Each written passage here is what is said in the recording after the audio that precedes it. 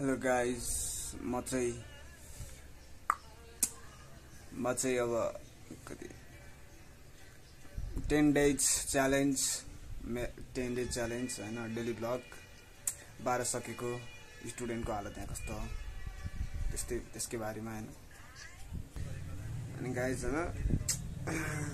गाह्रो 12 सकेको नि आइस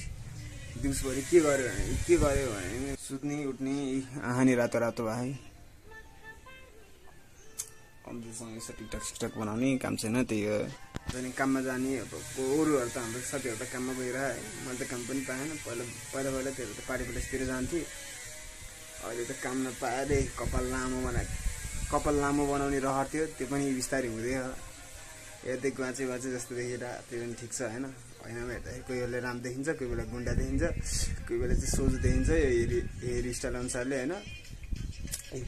दिदीसँग यस्तरी यहाँ अब दिदीको नि आज छुट्टी थियो गरे स्याटरडे बस्यो मलाई गाली गर्नुहुन्छ त्यसपछि म चाहिँ चिया खाँदैछु दिदीले बनाएको किनकि यो चाहिँ दिदीको लागि हो खासमा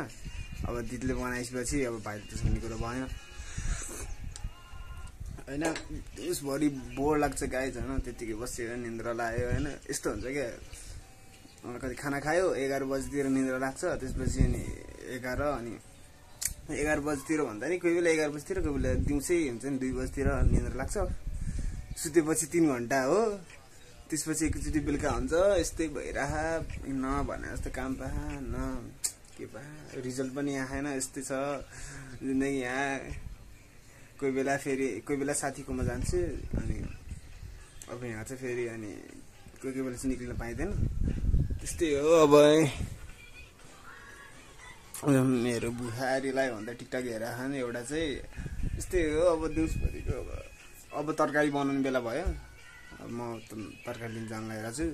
दिदीले पकाउँछ कोही बेला मैले पकाउँछु झ्याउलाई